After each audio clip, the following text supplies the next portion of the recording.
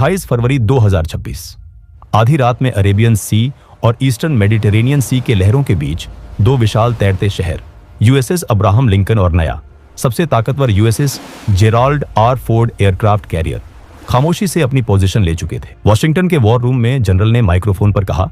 उनकी आवाज एनक्रिप्ट होकर सीधे मेडिटेरेनियन में यूएसएस फोर्ड में गूंजी।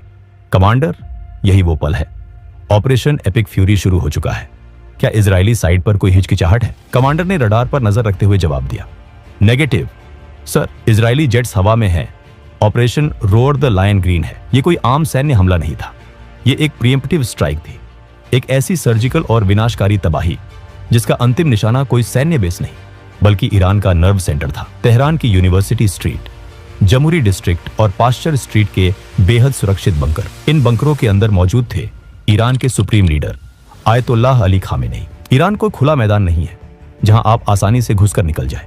ये एक ऐसा किला है जिसे पहाड़ों, रेगिस्तान और दुनिया के सबसे एडवांस एयर डिफेंस सिस्टम्स ने घेर रखा है। इजराइल से सेंट्रल ईरान की दूरी लगभग 930 से 1240 मील थी। एक जेट को वहां पहुंचने के लिए जॉर्डन, सीरिया और इराक के दुश्मन हवाई इलाकों से होकर गुजरना पड़ता है। इजराइल डिफेंस फोर्स और अमेरिकी सेना के सामने सबसे बड़ा खतरा था ईरान का मजबूत एयर डिफेंस नेटवर्क। रूस से मिले S-300, S-400 बैटरिया और उनका अपना बावर 373 सिस्टम जो किसी भी वक्त हवा में उड़ते परिंदे को भी गिरा सकता था।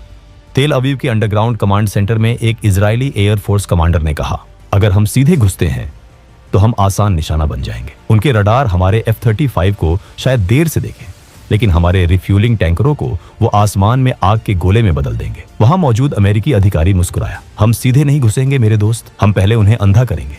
हम उन्हें वही दिखाएंगे जो हम चाहते हैं कि वो देखें। और यहीं से शुरू हुआ इस सदी का सबसे बड़ा दिमागी खेल, एक ऐसी रणनीति जिसे मिलिट्री लैंग्वेज में कहते हैं टाइम ऑन टारगेट। एक सबमरीन अरब सागर के नीचे से मिसाइल दाग रही है। एक स्टेल्थ बॉम्बर जॉर्डन के पास से उड़ान भर रहा है। एक डिस्ट्रॉयर जहाज फारस की खाड़ी से क्रूज मिसाइल छोड़ रहा है और इजरायली F-35 जेट इराक पार कर रहे हैं।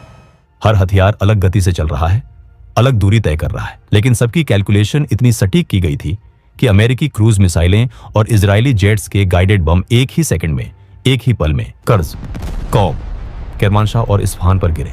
एक सेकंड की भी देरी नहीं। सिंक द क्लॉक्स, अमेरिकी एडमिरल ने ऑर्डर दिया।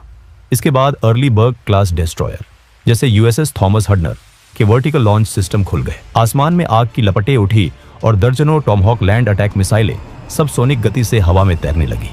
ये मिसाइलें जमीन से इतनी सटकर उड़ रही थीं कि रडार के होराइजन के नीचे ही छुपी रही। जैसे ही मिसाइलें और जेट्स सीमा के करीब पहुंचे, तेहरान के एक अंडरग्राउंड रडार इंस्टॉलेशन में एक ईरानी ऑपरेटर की आंखें फटी की फटी रह गई। उसकी स्क्रीन पर अचानक एक या दो नहीं बल्कि सैकड़ों डॉट्स चमकने लगे। कमांडर सर, ऑपरेटर चिल्लाया। उसके माथे पर पसीना आ गया था। अनआइडेंटिफाइड टारगेट्स, 100 से ज्यादा जेट्स सीधे तेहरान की तरफ आ रहे हैं। कमांडर ने स्क्रीन की तरफ देखा।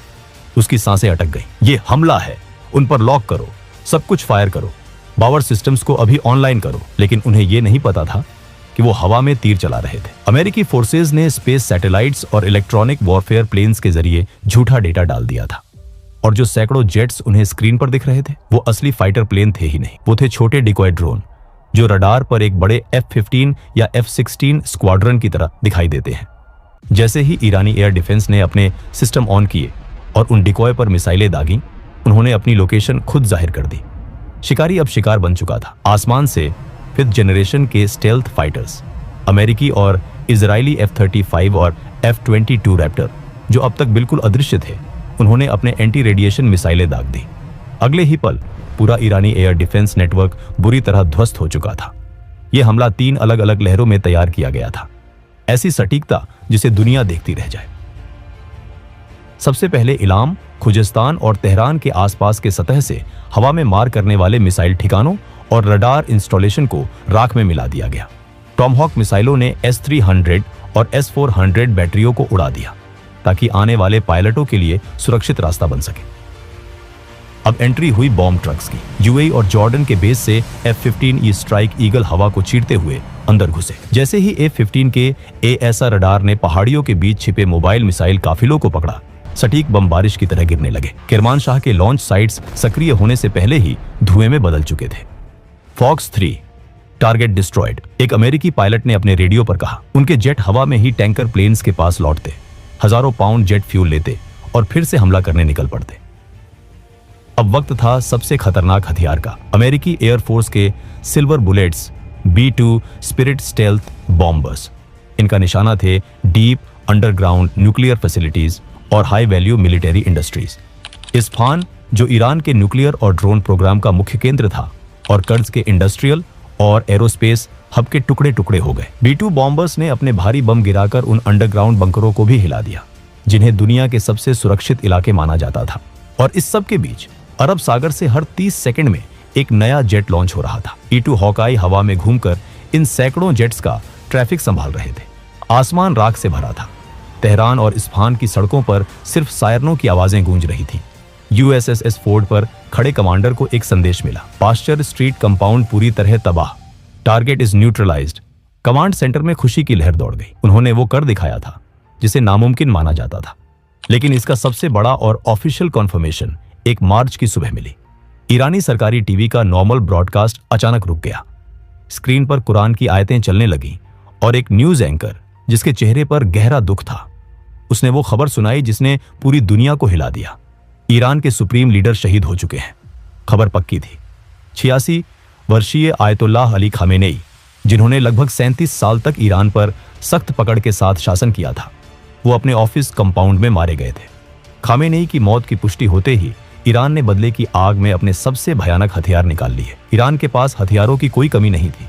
उनका एयर डिफेंस जरूर टूट चुका था, लेकिन उनके हजारों ड्रोन और लंबी दूरी की बैलिस्टिक मिसाइलें अब भी मौजूद थी।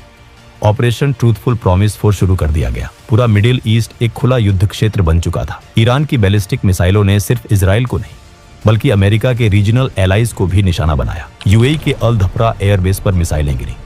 बहरीन में मौजूद अमेरिकी नौसेना के हेडक्वार्टर को सीधे निशाना बनाया गया। कतर और कुवैत के आसमान में आग के गोले फट रहे थे और वहां के एयरस्पेसेस पूरी तरह बंद कर दिए गए। इजराइल की तरफ देखें तो हालात और भी गंभीर थे। टेल अवी और यरूशलेम के ऊपर सायरन बज रहे थे। आयरन डोम, डेविड्स स्लिंग और एरो 3 सिस्टम लगातार आसमान में मिसाइलें दाग रहे थे। इजराइल के प्रधानमंत्री बेंजामिन नेतन्याहू लाइव आए और कहा, इजराइल के नागरिकों और दुनिया भर में हमारे दुश्मनों, आज हमने अपना वादा पूरा किया है। ऑपरेशन रोअर द लायन सिर्फ एक मिलिट्री हमला नहीं था, ये एक ऐलान था। आयतुल्लाह खामेनेई, जो पिछले कई दशकों से इजराइल को नक्शे से मिटाने की कस्में खाता था, आज उसका आतंक का साम्राज्य मिट्टी में मिल चुका है। इसके तुरंत बाद अमेरिकी राष्ट्रपति डोनाल्ड ट्रंप ने भी दुनिया को एड्रेस करते हुए कहा, मेरे प्यारे अमेरिकियों, कल रात यूनाइटेड स्टेट्स मिलिट्री ने दुनिया के number 1 state sponsor of terror को हमेशा के लिए खत्म कर दिया है। आयतुल्लाह अली खामेनेई अब जिंदा नहीं है। उसने हमारे ठिकानों पर हमले का प्लान बनाई। उसने मिडिल ईस्ट में हमारे एलाइज को धमकाया, लेकिन वो अमेरिका की बेमिसाल ताकत और हमारी सटीक खुफिया जानकारी से बच नहीं पाया। हमने उसके बंकर को एक ही झटके में राख के ढेर में बदल दिया।